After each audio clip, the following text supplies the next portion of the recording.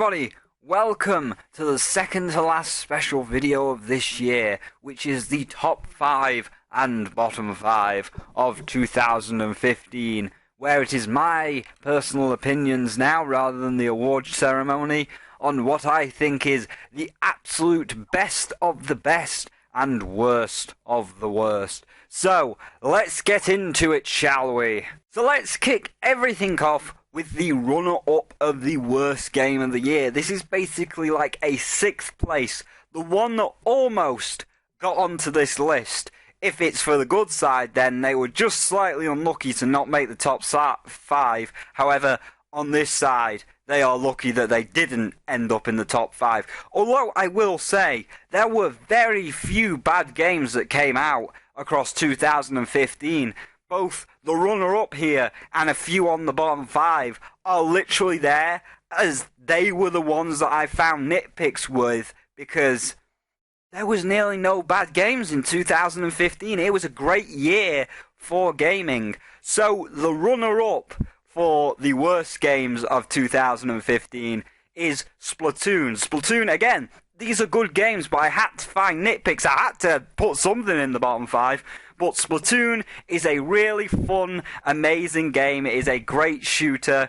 The only downsides with it, and the reason why it just barely skimmed the worst 5, is because some of the weapons are a bit imbalanced, and ranking is the most frustrating thing ever, because your rank shouldn't go down. But just minor nitpicks. So, with that said, let's actually dive into the proper list now and see what the 5 worst games of 2015 were. So, kicking off the bad list, the 5th worst game of the year is The Legend of Zelda Triforce Heroes. As mentioned, a few games on this side of the list. It's not that they are bad, but due to the amount of good games, it's just that they had enough nitpicks to end up on this list, bar the top ones that are actually shit. Like this game, I like the idea of Triforce Heroes, going through the dungeons with 2 of your friends and wearing the different outfits for the different powers. It's just that Nintendo made too many poor decisions to make this a good game. The online is region locked, so if you want to play with friends overseas, then tough shit, or download a patch from a hacker that removes the region lock, or we locked some of the content behind the online thing, with some of the suits requiring friend tokens that can be only obtained if you have 2 people that are in the same region as you and are on your friends list on at the same time as you, which is unlikely. So again, it's either use a Game Shark and cheat the tokens in, or tough shit, you're not getting those particular outfits. And then the single player was not balanced whatsoever to incorporate the style of gameplay. By that I mean, you have to move 3 dolls around, like you have to switch between the 3 dolls. So trying to get the speed achievements on single player is a nightmare, when it could have just been like Triforce 4 Swords Adventure or 4 Swords on the GameCube, where the AI just follows you around, but that was not the case.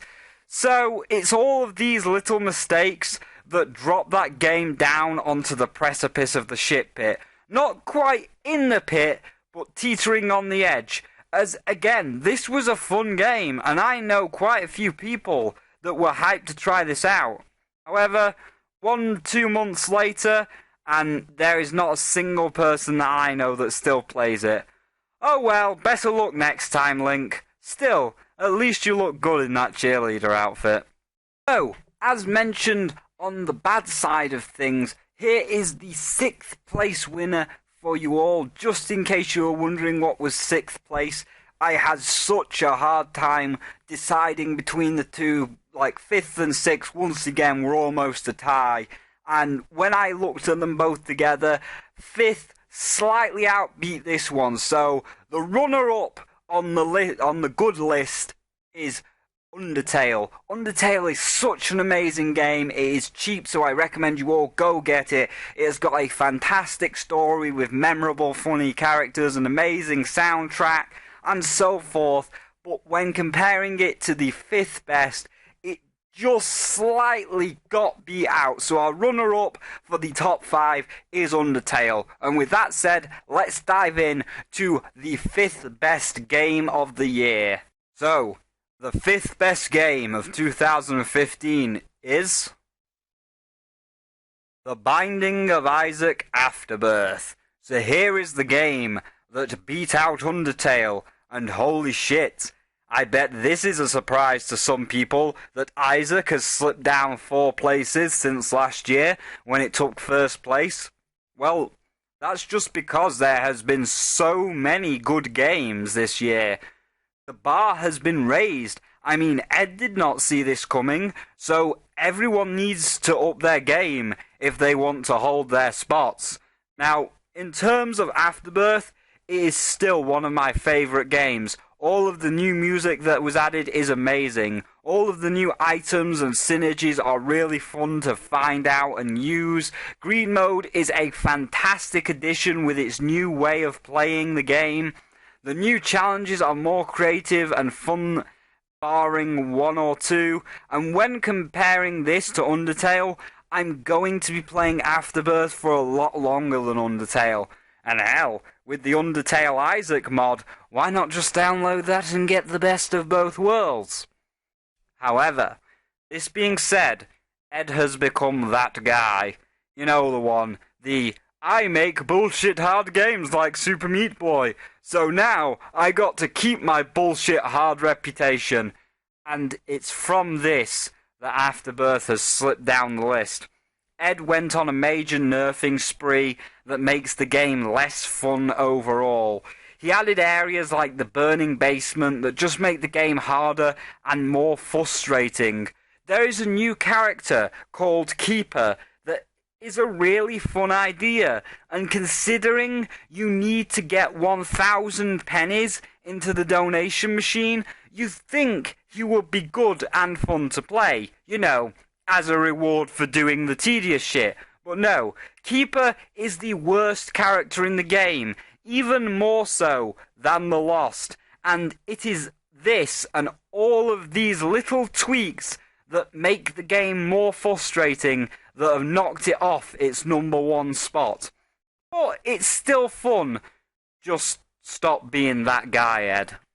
So once again, our 4th worst game is a great game, but there are enough nitpicks and now some real issues that force it onto this list and truly into the shit pit. Not quite in the lake, but still dipping its toes in the liquid brown lake. The 4th worst being Super Mario Maker. Once again, Mario Maker is not that bad of a game. I just needed something for spots 5 and 4.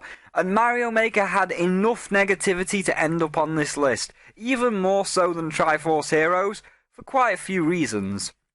The first was withholding content from the get-go. So you had to wait like 10 hours to unlock everything, i.e. an hour between each unlock, when there was no need.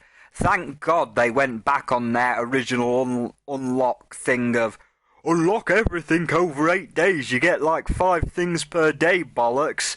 But still, there was no need. People want to be creative from the get-go, so just give everyone everything from the get-go. Next up is holding content as DLC for later, with things like checkpoints. They are an essential part of Mario, as some levels are long as balls, and it is not fun to have 5 minutes wasted and have to do it all over again from the top. Yes, they added checkpoints, but that was like 3 weeks after the game came out, and only because people bitched enough, when in reality there was no need for the bitching. It's a simple thing that should have been there from day one. There is also still no desert background and no angry sun. We'll release that as DLC later.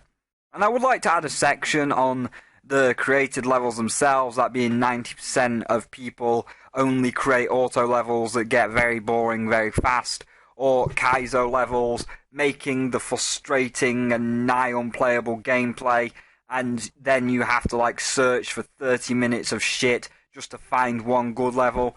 But that is a matter of perspective and debate on how user-created content should work, like adding a Kaizo or auto button or a filter or something, so we'll just skip that one. But one of its absolute biggest damnations, and why it fails overall, is the star system, as you need stars to upload levels. From the start you can make 8 levels, but then you need more stars. But you're hardly ever going to get any stars, as there are millions of other people also wanting stars. So unless you're like Ross from the Game Grumps, that can just ask for 1,000,000 stars and get them, or someone that has been featured on a popular YouTube channel so everyone will know to look at your level, then you're not going to get any stars. You're stuck in this sea of levels where you just roll a dice and hope that you land on a 6 and hope that yours gets picked so that you can scrape up a few more stars to make 1 or 2 more levels at a go. It's a system of the popular get more popular and the unknowns roll a dice. And its final down point is Nintendo itself and content ID matching. Let me make this clear. There is no, I repeat, no partnership program in the UK. Its statement of the community and sharing is total BS, as I found some fun levels and I made a Mario Maker video once. You won't find it on this channel. I took it down at Nintendo's request just to avoid bad standing with YouTube. You see, I put the video up and of course it was content ID'd by Nintendo. Now, you can dispute the claim, but it can result in legal action. However, knowing that there is no way for me to join the partnership program, I did dispute the claim, explaining nicely that it was unfair and I don't think that it's right because I don't have the partnership program, but America does. So Americans are given like an unfair advantage. You know, Game Grumps can put up their video completely fine because their Nintendo partnership program, oh, we love you. The Completionist can put up his Nintendo video completely fine. It's like, oh, we love you. You know what, Completionist, come to our treehouse. But if you live in England, then no, you're not allowed to do that. There's no partnership program. You get content ID'd, eat shit. And I did get a nice reply. In short, they could see my point and said about looking into getting a UK version of the partnership program up and running. And seeing this was a dispute, they did advise me to remove the video as it is Nintendo's content and they would win, so it would hurt the channel. I'm free to re-upload it and not dispute it, but you know, you might want to wait until the partnership program is in the UK. That was 3 months ago when the game came out, and I'm still waiting. So basically, the negative point comes from, if you're outside the US, then you're not part of the community, and your video is not going up. But let's go on to the 4th best, where all of this is completely reversed. The flip side to Nintendo's bullshit, however, is our 4th best game, which is Yoshi's Woolly World. This is Nintendo doing everything right. Almost. The Amiibo DLC is not like Splatoon, where its challenges and stuff are locked behind an Amiibo paywall. It's just a bit of extra fluff on the side, like different skins for Yoshi. The gameplay has gone back to its original roots of the first Yoshi's Island. Nice and simple. Eat the thing and throw the eggs. No touch and go shit. No swapping babies from Yoshi's New Island. Just nice and simple. You eat the thing, you throw the egg at the thing. With an added improvement that there is no baby Mario screaming in your ear every 2 seconds. So you can have a fun, relaxing adventure. Every level has its own creative new mechanic. From Poochie to the shadow fabric in the ghost house, to riding on a curtain, to running Indiana Jones style away from a cotton snowball, meaning the gameplay is never stale. The art style is simply adorable and creative. Take the idea of epic yarn and improve on it 1000-fold, making the characters and the set pieces full 3D cotton things rather than the 2D outlines that Kirby and Prince Fluff were, and even using more different fabrics to make the world feel even more varied. Every track is so relaxing and fun to listen to, and it fits the area that you are in, and it's a nice length for the game, of that being you can get 120% reached at around 10 to 12 hours, making the replay value high. In my original review of the game, I said it was a 5 out of 5 perfect game. I could find nothing wrong with it. Since then, I found one thing. That is, some of the question mark clouds are hidden, and you have to jump blindly everywhere to reveal them. I feel like that could have been done better, but that's it. Feel Good Inc. has made a game almost like that of Banjo-Kazooie or my original games, where you can put it in at any time you like and have fun replaying it over and over again. They hit the nail on the head with a perfect balance of fun and challenge. And yes, the final levels and the gold bosses are quite hard, and you might die a lot, but they're near the end.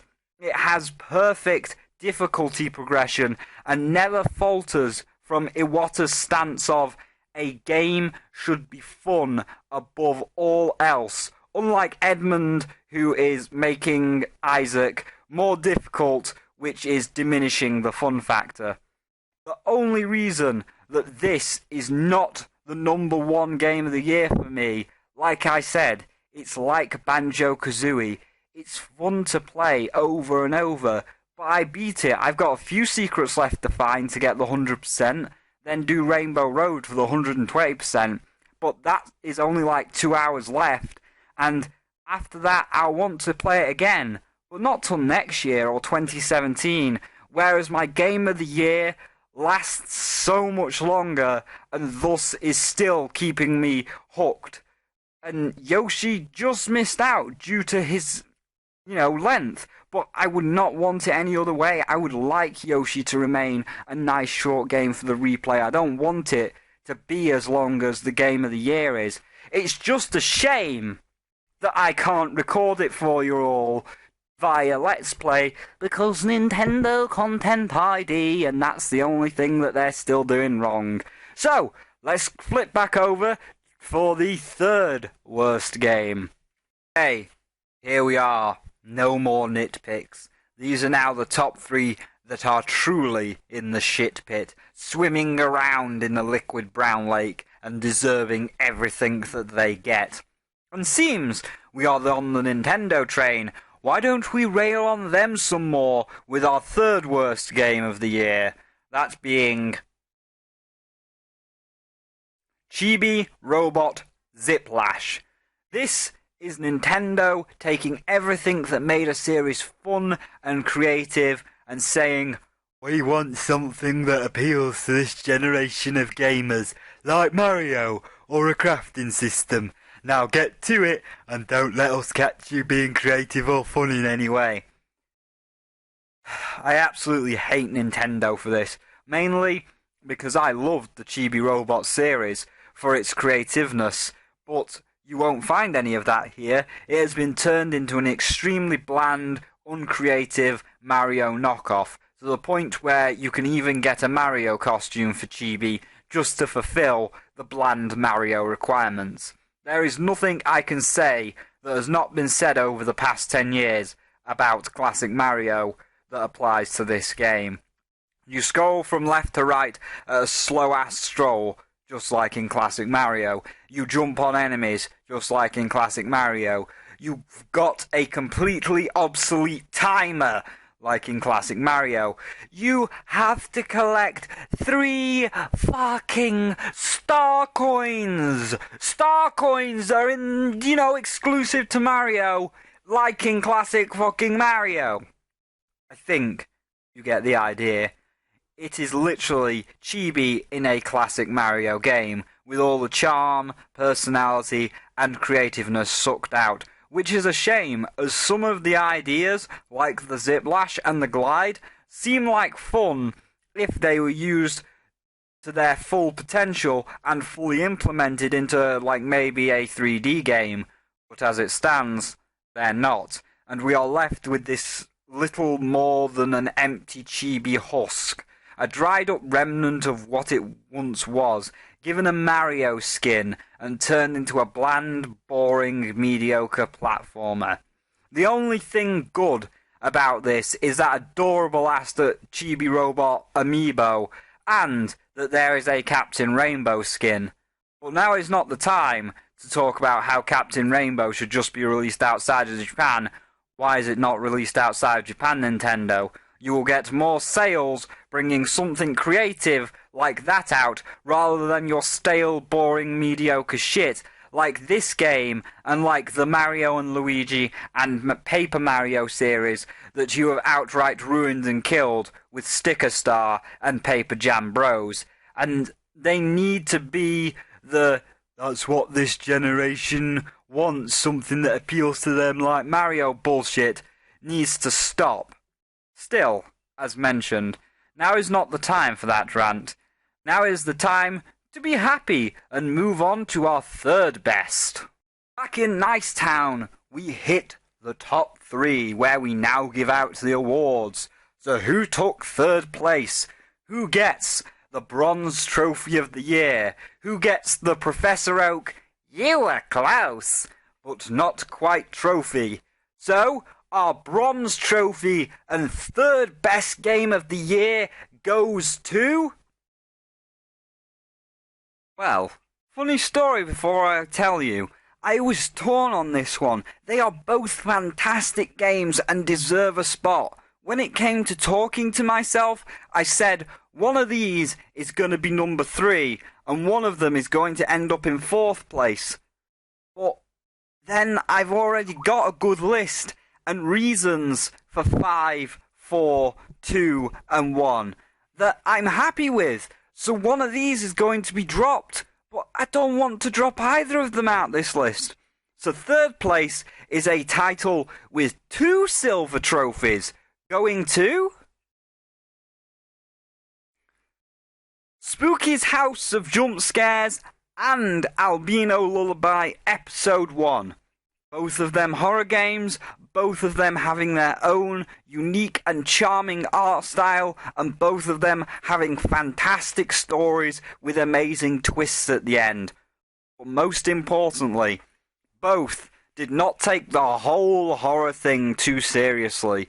In a year where there was nothing but endless first-person survival horror games with zombies in, now available on Steam, direct from the toxic waste plant that is Steam Greenlight, that wanted to be dark and serious, and the endless re-uploads of Unit Z and the equivalent endless clones of Five Nights, it was so refreshing to play 2 games that actually had time and effort and creativeness put into them, with the enemies like the grandchildren not just being Unity bought assets, and the art style from both of them not being the typical normal horror texture also bought from the Unity store. And most importantly, both of them, even though they are horror games, not taking it as serious as something like FNAF, when the concept of FNAF is a joke in itself. Yes, the grandchildren are creepy and a genuine threat, but when you hear some of them doing their screaming in their silly voice, you have to laugh. And Ape Law knew that, so they made the dialogue funny to emphasize the situation. Or Spooky, in that she is a ghost that has trapped you in her mansion for her own entertainment and takes great pleasure in your suffering. but she's still a cute little girl, which makes it kind of a joke. So Lag Studios, like Ape Law, also made a joke at it, as they knew the situation you are in is absurd and will give you a laugh, so they put in those spooky arcade machines. And in a year of Steam greenlight garbage and AAA serious worlds, it was a welcome and refreshing change to see something that is supposed to be taken seriously with a bit of a light heart and having a laugh with the whole situation. And like our previous and next entry, both have fantastic controls with the character having weight to them, so you know how far you can jump and when you're going to start falling, or how fast you can run to escape the monster chasing you.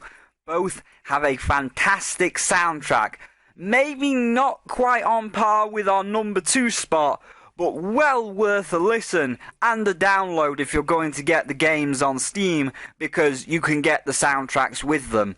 And for both, I can't wait for episode 2 of Albino Lullaby and the Haunted Hospital DLC for Spooky. You both have a lot to contend with next year with Yooka-Laylee and Bloodstained, but let's see if you can both stay on this list, maybe even take second or first place. We will see, but keep up the good work, you two, and I can't wait for the next installments. And yes, Spooky, I know your DLC comes out on the 29th, 2015, but it's a little bit too late for this list, so you'll have to wait till next year to find out about that one. But now, it is time to get the most depressed with the first worst game of the year, so let's swish back over. So back we come to the shit pit, where we have to go even deeper. No, we're not just swimming on the surface anymore like Chibi Robot. We have to take a deep breath and dive under the surface into the brown lake of shit for our second worst game of the year. That is Devil's Third. One of the worst games of the year, to the point where I couldn't even make a real review. I just made a joke review. Devil's Third is one of the most bland, depressing games you will play this year. It's so bad. And not even the Sonic 06, ha, let's laugh at how bad it is bad. Just the normal, depressing bad. The story being your bog standard stream of tripe when making a shooter, that America is under threat from the terrorists, because terrorist is now a trigger word, and because these terrorists are so bad, only an ex-terrorist of the Cold War can help out, because apparently the Cold War is still relevant, because it's still the 1980s, apparently. And thus, we enter a shitty Call of Duty, where you are a generic white man making the gun go pew pew pew at the nasty terrorists, only he has a magical tattoo that kinda gives him bullet time. And it's everything that makes modern shooters shit rolled into one. Dirt brown and gunmetal grey areas? Check. Linear hallways with easy to see objectives on your map? Check. Regenerating health? Check. Serious, not fun, standard 10mm and other army weapons? Check, and double check. This sounds like a normal boring shooter. What makes it far worse than the normal boring shooter of Call of Duty, Spyro? Well, at least Call of Duty tries, kind of. Like, they add a dog or something to try and mix it up. Here, nothing is added but his magical tattoo that kind of gives him bullet time, so we're just stealing fucking the Matrix's thing from the 1990s. And at least Call of Duty can hold a frame rate. Am I playing Devil's Third or Arkham Knight on the PC version, where you can literally see the bullets moving through the air and hitting someone? Bullets are supposed to move fast, not at 10 frames per second. This is not even going into the glitches, like this man just randomly floating in the air. And the irony was that the creator of this game himself made a video saying how pissed he was over everyone saying that his game was shit and could not see anything wrong with it. Are you fucking blind?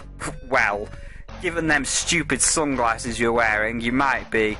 To the point where when he was shown the problem, he was like, oops, I done fucked up, so now I look stupid. And apparently is now making patches for it. Which knocks even more points off as he's following AAA's current trend of release the broken game now and patch it later maybe. If your game is unfinished or unplayable, it has no right to be sold for money.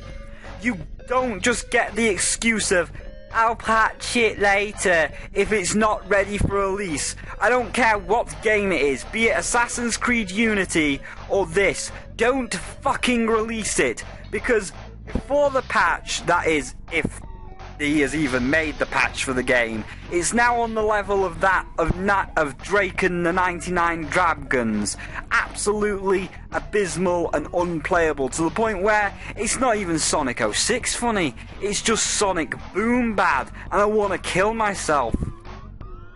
Still, I don't want to kill myself as much as our gold medal winner, but before that mess, I need to cheer myself up. Okay, here we are, back in nice and happy town again, with our second best game of the year, who barely missed out on getting the gold, who shot for the moon and missed, but still landed among the stars. The winner of the silver medal is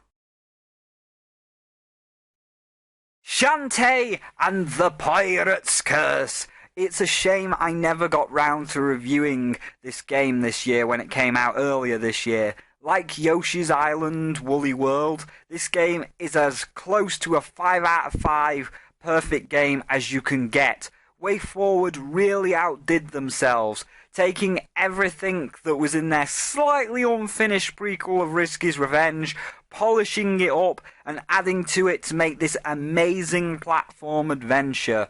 The graphics are extremely vibrant and colourful. The music is always lively and happy to make sure you never have a dull moment, to the point where it could easily be classed as a soundtrack of the year and was one of the nominations in the awards. So even if you don't get to play the game, somehow, even if you have to pirate it, go and get the soundtrack as you will enjoy it greatly. The gameplay is fantastic. The controls are nice and responsive. Shantae has the right amount of weight to her, so you get a good feel of how far she can jump and when she's going to start falling, when she is using every item. And the items themselves, while people were skeptical of her having a major change in gameplay from going from genie magic to items, each item is well thought out and works well with both her playstyle and the other items, like how the charge boots synergize well with the cannon and the glide. And both the main items like the cannon and the consumables like the bubbles and the pike balls are well balanced. The story is a fun continuation of the previous game, with all of the cast returning and being as fun and charming and creative as ever, with amazing and funny dialogue. Some might even say that Undertale got inspiration from Shantae's creative cast, with Toriel being like Shantae's uncle, the kind and caring but wise one, and Undyne coming from Risky, a total badass tough girl that doesn't give a shit about anything, but still has her heroic moments and, caring moments and so on. And like Woolly World, it has the perfect length to not start draining on, with the story end at about 4 hours and 100% completion at around 6 hours, making it the perfect replayable game, even more so than Yoshi, as Shantae in this game has taken a page out of Rayman's book, mainly Rayman Legends, of making the game fast and making the game's deaths almost a non-issue. Like in Rayman Origins and Rayman Legends, you can run fast and attack while moving, and if you die, There's no Mario jingle and you have to wait for a minute for him to come back and go back halfway down the map. No, every death flows into the next one. The second you die, you're already respawning, ready for your next run. And it takes place on the same screen like Rayman, so you don't have to go back and do tedious screens again. Which, stated like Rayman, keeps the gameplay fast and fun and never frustrating. Barring the final castle, but that's the last level and it's supposed to be a challenge. Even the Steam achievements are all fun and well balanced, with none of them ever feeling like Way Forward were taking the route of, let's completely add the bullshit achievement. No, they stuck to the fun over everything else, never making any part or any achievement frustrating, barring 2 achievements that are speedrun achievements and the purple-haired warrior maiden, because speedrun achievements are bullshit. I've played Pirate's Curse almost 3 times this year. Once casually, once as an achievement hunter file, and now a 3rd time for my current indie Let's Play, and it's not lost any of its luster. And being so short at 6 hours for 100% completion, like Woolly World, it's perfect to just pick up and replay for many years to come. And like Woolly World, it only barely missed out on getting my #1 pick because A, it's something that I can only play every so often and it's not continuing onwards like my game of the year, and B, the next installment of Shantae, Half Genie Hero, is coming out next year in 2016, so I'm probs going to be playing that one, and I'm probably going to be playing it over and over to get all the achievements and doing Let's Plays of it. I'm just hoping that it's just as good as this one. I'm counting on your Way Forward, you magnificent bastards. Just don't add a speedrun. Anyway, I guess it's time to feel depressed again. So, just before we reveal what is the absolute epitome of shit this year, let's go over a few bad honourable mentions that weren't even bad enough to make this list. They were just, mediocre and boring, really. So let's dive right in. Paper Jam Bros. Boring mediocrity at its finest. Evolved. Your one-stop supermarket for all your shit DLC shopping needs. Pokemon Picross and Mario Crane Game. Reggie Fils-Aimé, more like Reggie Fee-to-Pay. Lego Dimensions. Skylanders, Disney, and Nintendo are charging for toys, so now we are as well. Skylanders 5 and Disney Infinity 3. The exact same game, but new toys for you to buy. Cha-ching! And so, here we are. However, like the worst of 2015, we are also going to do our honourable mentions for the good side before we reveal the best game of 2015 in my personal opinion. There's quite a few to go through because there was so many amazing games this year. So, let's just dive right in with Xenoblade Chronicles X. A better version of Grand Pulse from Final Fantasy XIII. Nuclear Throne, now out of beta and fully released. Flambert, you did an absolutely fantastic job across all of your updates, and the final version is amazing. Everybody, please go check it out. Spyro reached the Nuclear Throne. Hearthstone, also now out of beta and fully released. Still as fun as ever. Prison Architect, also now out of beta and fully released. Really fun to watch, not my cup of tea to play. Plague of Shadows Shovel Knight, a nice fun expansion pack to Shovel Knight. Majora's Mask 3D, still the best Zelda game ever made, now in HD. Hatsune Miku Project Miria, a nice portable DDR game. Zelda Maker, keeping my eye on this one. PT, totally not available for download in the form of Unity. Hashtag fuck Konami. Bloodborne, you liked Dark Souls? Then here's more of it in a Victorian era setting. And We Happy Few Early Access. Not quite ready yet, or it might have got a spot on my top 5. And now, with all of them out of the way, by process of elimination, I'm sure you've worked out what I have saved for last and what I think, in my personal opinion, is the best game of the year. So, let's move on to the top bestest game of 2015. So, here we are, in the depths of Shit Pit Lake. And what's that I see down there lurking at the bottom of the lake? Why, it's our worst game of the year.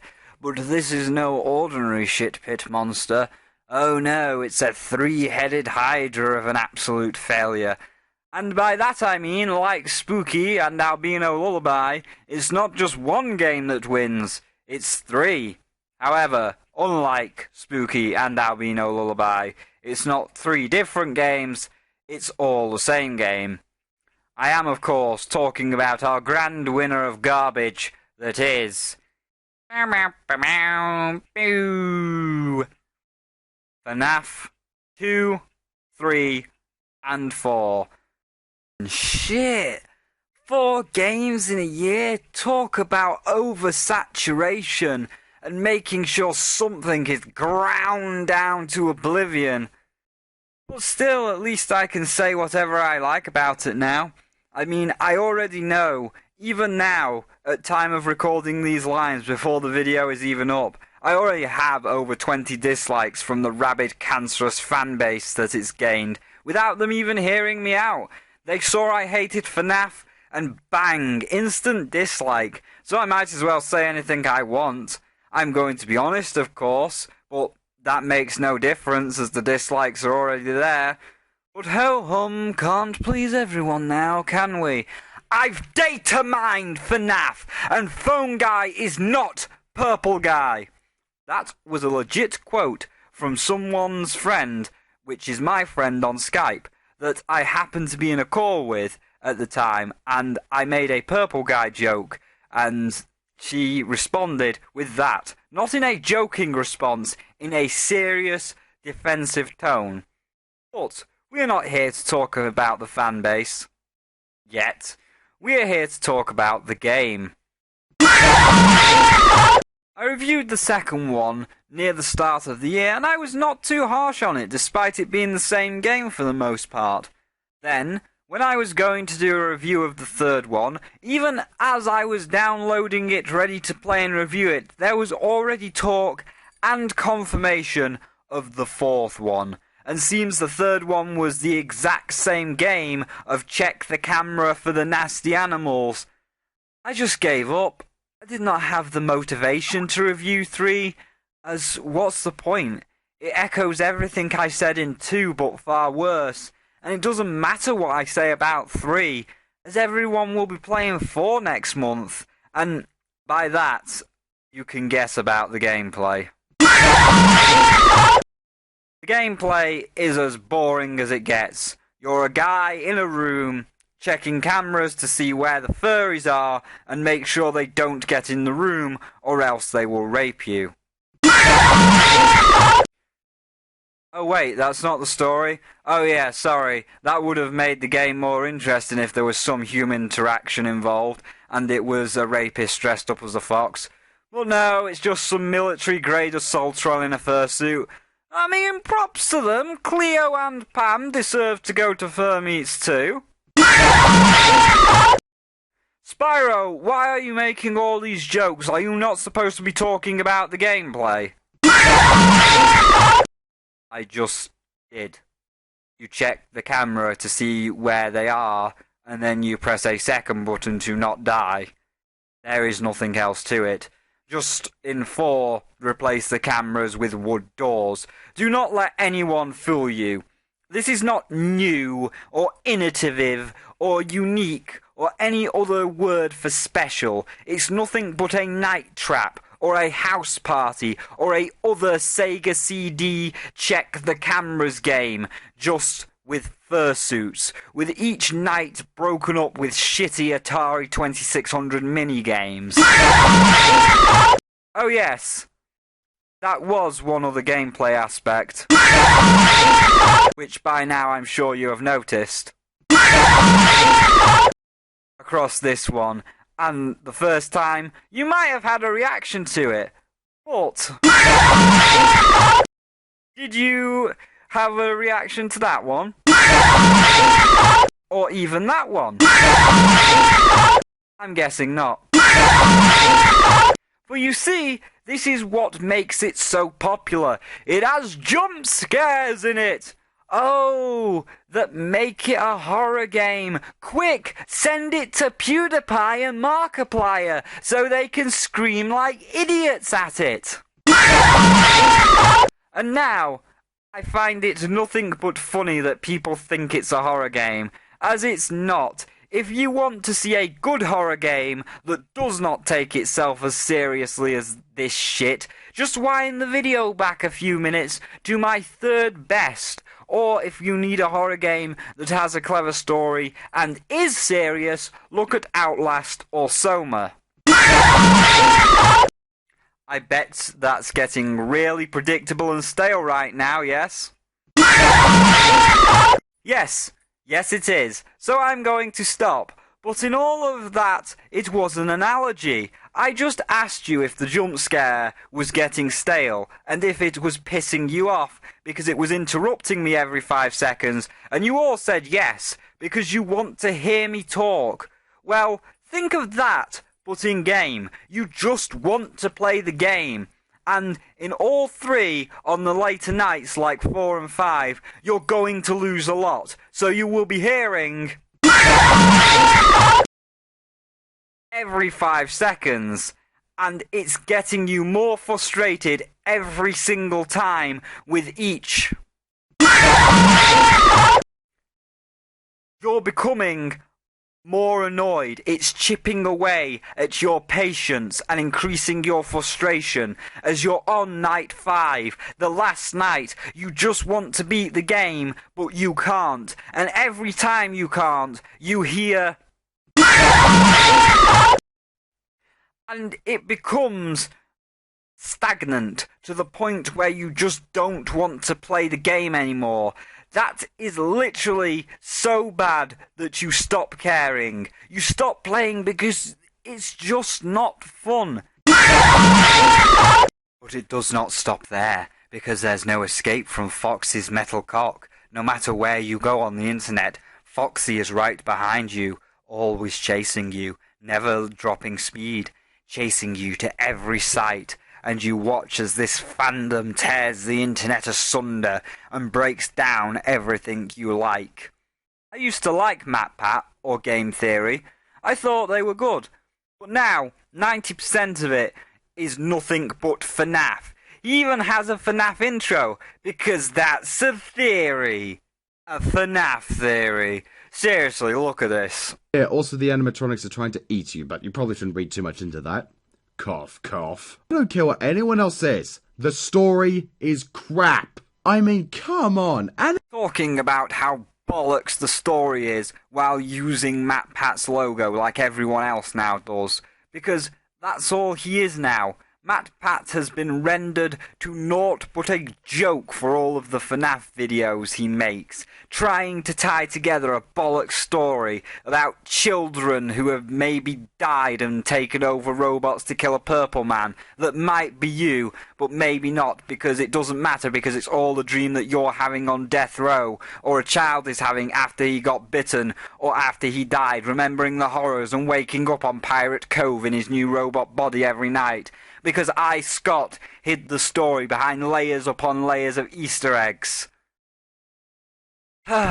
Even the Ed, Ed and Eddie story of them all being dead and trapped in purgatory is more believable than this story, because at least there is some evidence in plain sight, like how the kids act like they're from different time periods, that there are no parents whatsoever, that there seems to be nothing more to the realm than the cul-de-sac, the forest, and the trailer park on the other side of the forest, that the Canker sisters have some kind of strange power, almost like demons, and the biggest one of no one ever dares follow the river or cross the river around the area of the cul-de-sac, as the river acts like a kind of barrier, and on the other side there is just nothing. You would no longer be in purgatory, but you would be erased from existence, hence the kids having some fear of the river that they can't explain. This might all be bullshit, but at least there is hints to go on. What's in FNAF that hints to anything? Oh yeah, that one newspaper clipping on the wall that only appears sometimes as you might be crazy, or Toy Chica being able to take off her beak. Oh yeah, they're really big hints that tie the story together, if there even is a story and everyone's not just talking out their arse. But enough on that. On to the completionist playing FNAF 4, saying how fun and creative and different and scary it is from the other three when it's not, and now he won't shut up about it. Then to DeviantArt with nothing but FNAF OCs, then to Skype, get invited into a call, and then a FNAF fan gets added and flips her shit at the aforementioned purple guy joke. There is no escaping it. It has consumed the internet like a cancer, and anyone that speaks badly about it will have their video disliked, like this one, that I'm sure by now has even more dislikes. But it's not stopping there. FNAF is not done consuming. It must spread and consume onwards to destroy RPGs with FNAF World, and then onwards to Hollywood to lay waste to that with a fucking FNAF movie. It's so overhyped and overplayed that you just want to escape, but there is no escape. Now, you might look at this and think I'm going off on a tangent here. Well, I'm going to show you something now. This is Scott's Steam page, and out of all of them, one stands out, which is this. I'm going to let this video play now while I talk to you, and you might notice something. There are no jump scares. There is no bullshit story hidden behind walls of Easter eggs. And the art style is inspired. It has that 90s sci-fi horror feel and looks like something like Darkseid or I Have No Mouth But I Must Scream. Actual inspiration. You're playing on an alien world as a sentient coffee machine going through a variety of different lands. Real time, effort and creativeness went into this. And look, it's free. I played this and it was fun. Sure, it's not the best game I've ever played, but it's far better than all four of your shitty nights combined, because there was effort put into it. Next year, after FNAF World and the movie, it'll all end, and when it does, I will not remember you for this shit. I'll remember the man who once dedicated time into his creations, a man who once made a decent creative game, a man that put effort into his work, a man that was kidnapped and replaced with a soulless AAA executive that shat out 4 of the same game in 1 year, saturating his own market and creating, from my personal experience, the worst fandom on the internet. I don't hate you, Scott. I hate the monster you created. And I hate it because I know that you're better than this shitty AAA thing of pooping out the same game every few months. I do have a question for you, though. Do you regret it, Scott? If you could go back in time and stop yourself, would you? Forget it. That's in the past. I've got a better question for you. What's next? Will you continue your path of destruction with FNAF 5 and 6, FNAF Galaxy, an audiobook? Or will you say no more? No more shitty clone that I can put out every single month? No more mediocre jump scare horror games? Will you leave it all behind and become the man you once were? The one that made the Desolate Hope a man that put time and effort in? I guess we'll see. For now, let's just move on to our game of the year. So, here it is, the best of the best, and by process of elimination, I'm sure you have all worked out what it is. Our overall winner of this year that takes the gold medal for 2015 is...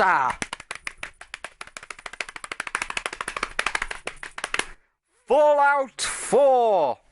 Now, you might be wondering how, since I gave this game a 3 out of 5 in my review, but I am giving Shantae as close to perfect as you can get.